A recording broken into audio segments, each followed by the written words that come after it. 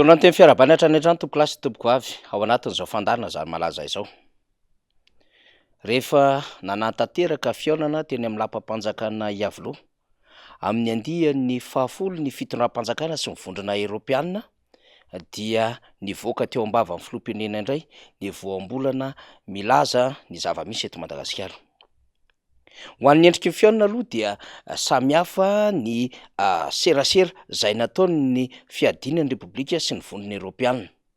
Dialogue de partenariat hoy ny fiadinan'ny repoblika. Dialogue politika kosa hoy ny teo anivon'ny vondrona Eropeanina.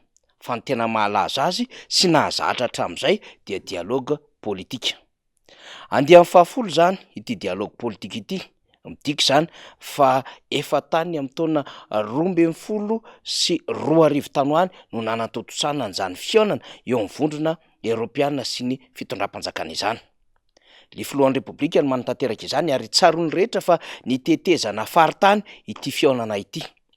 Eo no amariparitana ireo fiara-miasa amin'ny mpamatsy vola Eropeanina sy ny fitondram-panjakana.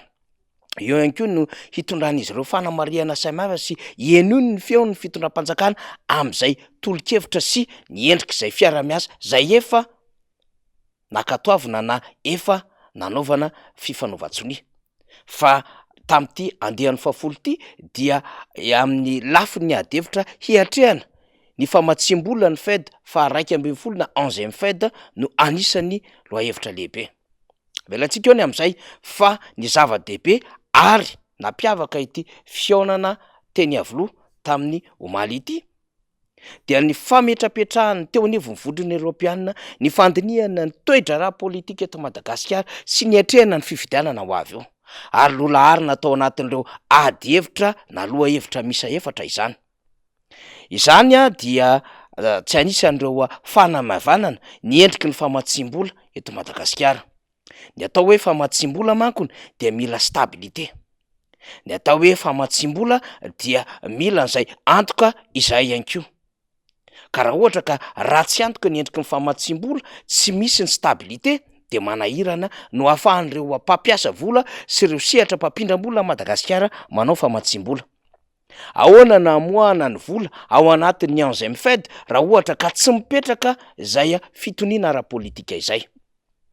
Matoa zany miteny ny vondrona Eropeanina ny aminy tokony handaminana ny lafiny ara-pifidianana ho avy eo sy ny hijerevana ny toe-draharaha politika eto Madagasikara azy ary nanitrikitian'izy ireo fa dialogue politika no misy dia tia hamaha ny olana anatiny izy ireo.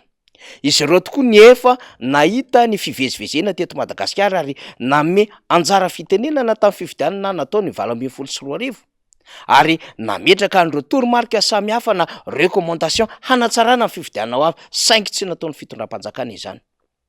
Niverina teto volana vitsivitsy izay nisolitena ny volana Eropeanina ary nanao tombana ny eona tamin'ireo corps diplomatika, ny eona tamin'ireo forsa politika, ny eona tamin'ny société civile, ny eona tamin'ny andrim-panjakana maro samihafa sy ireo fikambanana izay mpanara-maso ny fifidianana nijery ny zava-misy mikasika ny fifidianana ho avy teo amin'ny 2024 ka namoahan'izy ireo tseko hevitra tamin'ny fanambarana nataony Christian Preda mikasika indrindra ny amin'ny hoe betsaka ny zavatra mila amboarina raha fifidianana no resana eto Madagasikara. Na tiana na tsy tiana dia misy krizy eto. Matoa misy fanehoan-kevitra mihazakazaka mafy. Fa misy krizy ihany koa eto, matoa ny fitondram-panjakana manao ny sehatra rehetra izay hifehezana ka tsy ahafahan'ny olom-pirenena sy ny mpanao politika maneho hevitra sy miteny. Fa misy krizy ihany koa eto satria misy fandaniam-bola be mihoapapa nataon'ny fitondram-panjakana amin'ny alalan'ny famonoana-afo eto sy eroa sy amin'ny alalan'ny fampiasana ny mpitandro ny filaminana mba hanetsemana na hanakomana na tsy ahafahan'ny rehetra mihetsika hiteny an'izay zavatra marary azy izany. Zany nentina ilazana fa tahaka miteny ny fitondram-panjakana raha milaza fa tsy misy krizy eto fa mila fitoniana dia oharina ny zava-misy ao anatina tokantrano anankiray ny amin'ny hoe tsy misy olona maty sy tsy mihinan-kanina izany ato saingy mila miasa kosa ny fianakaviana iray. Hevitra manjavozavo sy hafahafa ohatran'izany no zarain'ny fitondram-panjakana eo anatrehany vondrona Eropeanina. Ary dia samy naneho fahagagana ny rehetra ny amin'ny hoe dia tapina ve no mason'ny fitondram-panjakana ka heverin'izy ireo fa tsy hahafantatra sy tsy hahita sy tsy haheno ny zava-misy amin'ny fitantanana tsy mahomby ny firenena ny mpiara-miombon'antoka.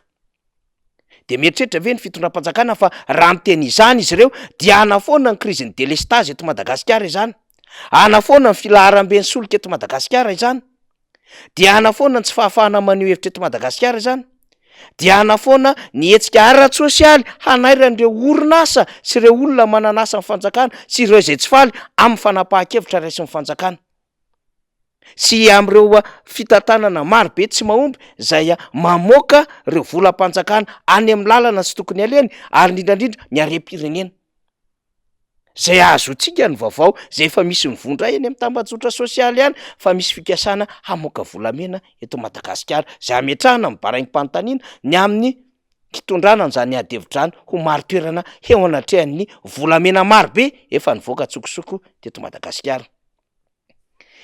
Ny krizy de misy ary efa raikitra am'izao fotoana izao, saingy ny degrean'ny krizy no tsy mitovy satria ny fanjakana mety mieritreritra fa krizy no mibasy mipoaka, krizy amin'ny fandrobana orinasa sy amin'ny alalan'ny famotehana ireo fitaovam-panjakana, krizy amin'ny alalan'ny fiakanana lapa na fananian-tapa no heverin'izy ireo fa krizy.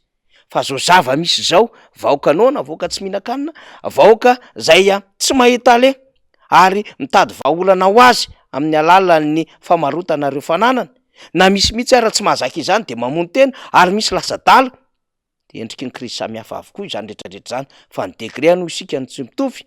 Kanefa raha izao fomba fandraisan'ny fanjakana izao na fanambanimbaniana na fanamavianana ny zava-misy de azo lazaina fa tsy mbola ananan'izy ireo vahaolana feno izany. Mino isika fa tsy jamba ary tsy marenina ny vondrona Europiana sy ireo mpiara-mombona antoka Madagasikara ka tsy halala ny zava-misy. Tahaka ilay solitena ny Banky Mondiala ny aina ny delestage rehefa nandro tao anatin'ny trano fidiovana.